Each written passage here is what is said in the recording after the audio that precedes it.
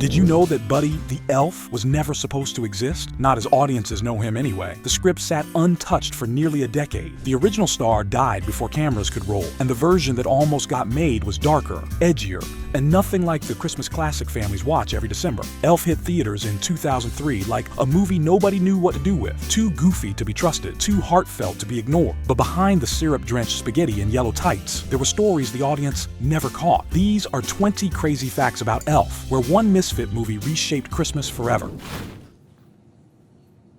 Get out! Don't look at me! Get out! Number 20. The Empire State Building elevator that doesn't exist.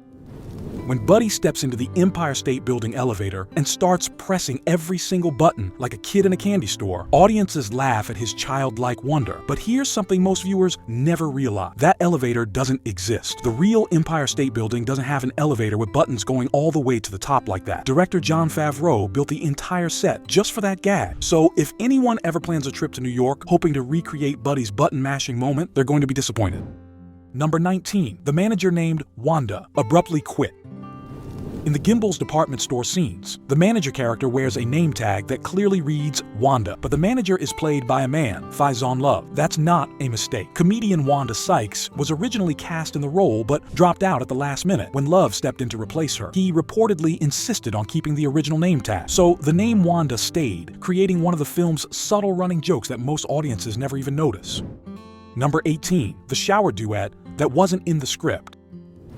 Zooey Deschanel wasn't originally supposed to sing in Elf. She joined the cast at the last minute, stepping into the role of Jovi after another actress dropped out. When Favreau discovered that Deschanel was a talented singer with her own indie band, he rewrote the character specifically to showcase her voice. The now iconic shower scene where Buddy accidentally interrupts Jovi singing "Baby, It's Cold Outside" didn't exist in the original script. Favreau created the entire moment around Deschanel's tone, building one of the film's most memorable scenes from a happy casting accident. What started as a last-minute scramble became a perfect fit. Number 17. The haunted hospital where Christmas was built.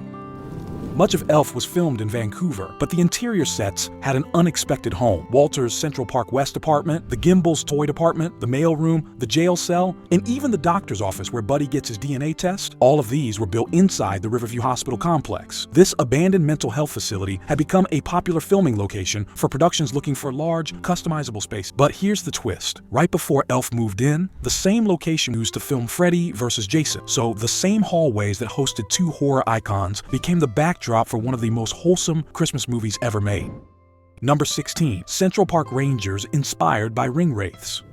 When Santa's sleigh crashes in Central Park during the film's climax, a group of menacing Central Park Rangers chase Buddy and Santa through the snow. Their costumes look surprisingly intimidating for a family Christmas movie. That wasn't an accident. In 2003, the first two Lord of the Rings films had already been released, and Favreau was a big fan. He modeled the Central Park Rangers after Tolkien's Nazgul, with their dark uniforms and threatening presence designed to echo the ring wraiths. It's a subtle reference that most audiences miss entirely. Number 15. A stop-motion legend said goodbye to Buddy. When Buddy leaves the North Pole and says farewell to the Arctic animals, one of those creatures carries special significance. The polar bear cub was voiced by Ray Harryhausen, the legendary stop-motion animator whose work on films like Jason and the Argonauts and Clash of the Titans defined a generation of special effects. Favreau wanted to include stop-motion segments as a tribute to classic Christmas specials like Rudolph the Red-Nosed Reindeer. When Harryhausen learned about the project, he agreed to lend his voice to the polar bear cub. It became one of his final screen appearances before his death in 2013. Number 14. The director who became the North Pole. Jon Favreau didn't just direct Elf, he practically became the voice of the North Pole itself. Favreau provided the voices for multiple stop-motion characters, including the puffin who encourages Buddy to lead, the baby walrus, and the beloved Mr. Narwhal, who delivers one of the film's most quoted lines. He also voiced the raccoon that attacks Buddy in Central Park. According to reports, Favreau was laughing so hard during the raccoon recording session that the sound team had to ask him to redo several lines. His commitment to making the North Pole feel handmade and personal extended all the way to the recording booth. Number 13. The Doctor was the director.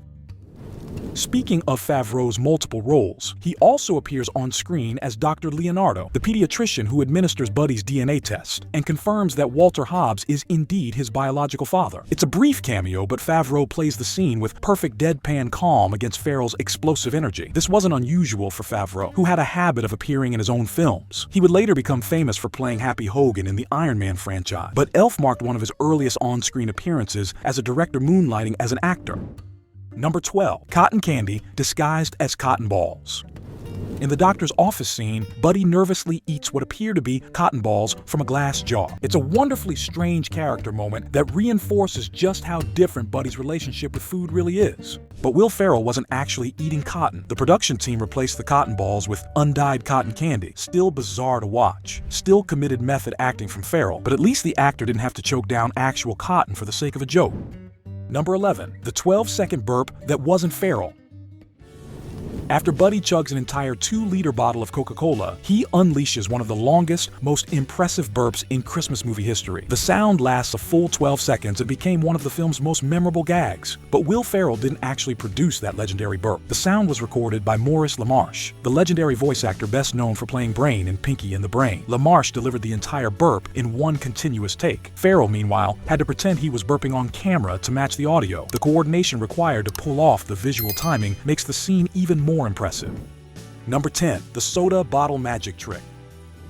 While the burp came from LaMarche, Ferrell still had to make the soda chugging look convincing, but he didn't actually drink 2 liters of Coca-Cola. The production team rigged the bottle with a hidden hose that ran behind Ferrell's arm, draining the soda as he appeared to gulp it down. The hose was digitally removed in post-production, creating the seamless illusion of Buddy demolishing an entire bottle without pause. It's the kind of practical effect that disappears when done well, and most viewers never notice the trick at all. Number 9. The Jack-in-the-Box terror was real.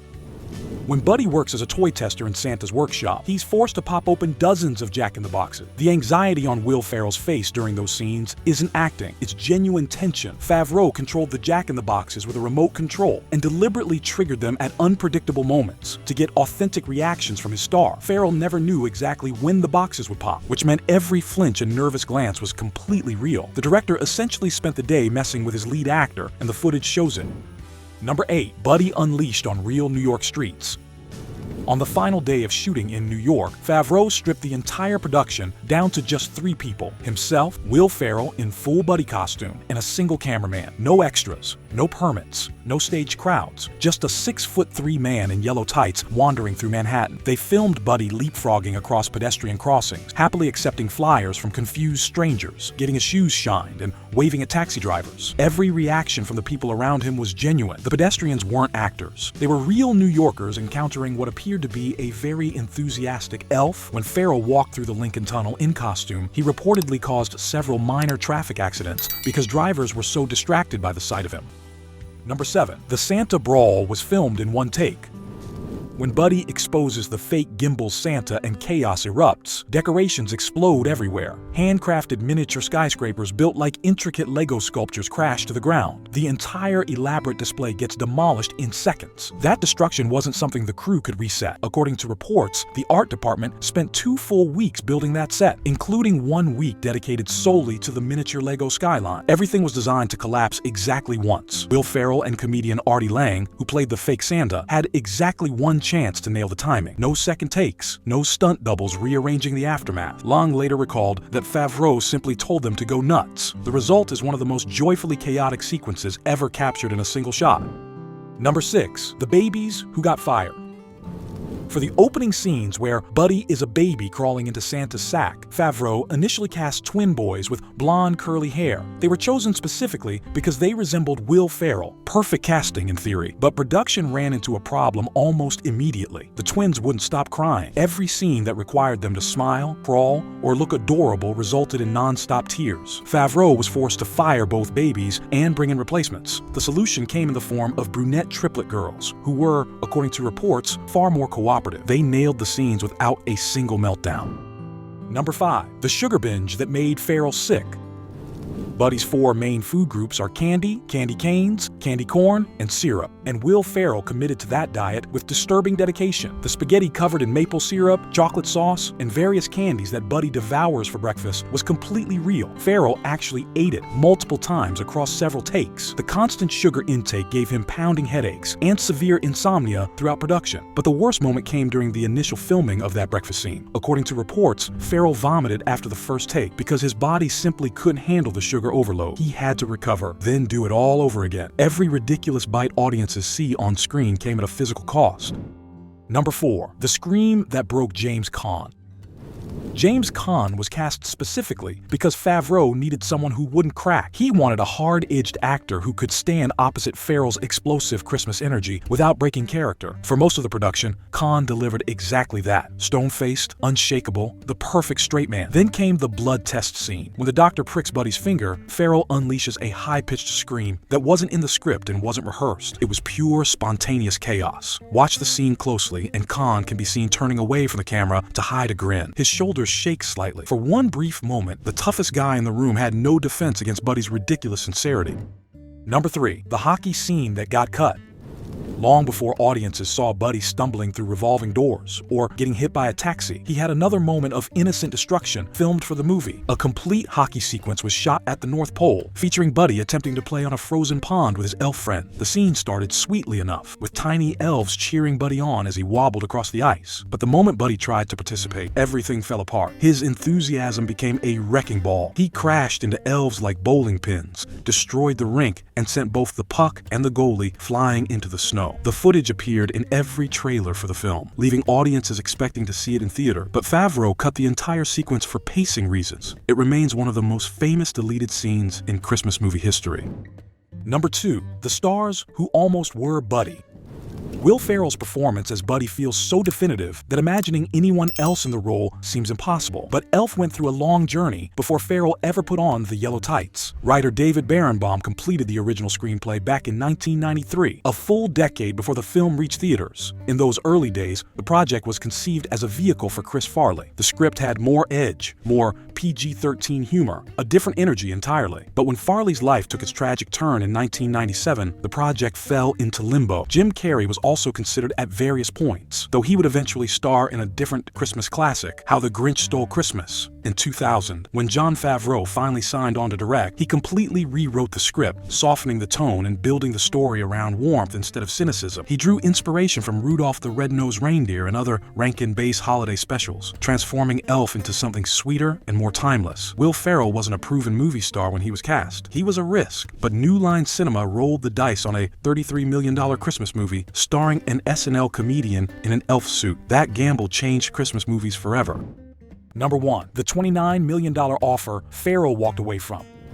Elf became a phenomenon. It earned over $220 million worldwide against a $33 million budget. It spawned a Broadway musical that broke box office records at the Al Hirschfeld Theater, grossing over $1 million in a single week during its 2010 run. Every December, the film dominates streaming services and television reruns as families return to Buddy's story again and again. Naturally, the studio wanted a sequel, and they were willing to pay for it. According to multiple reports, Will Ferrell was offered $29 million to return as Buddy in a proposed sequel titled Elf 2, Buddy Saves Christmas. $29 million.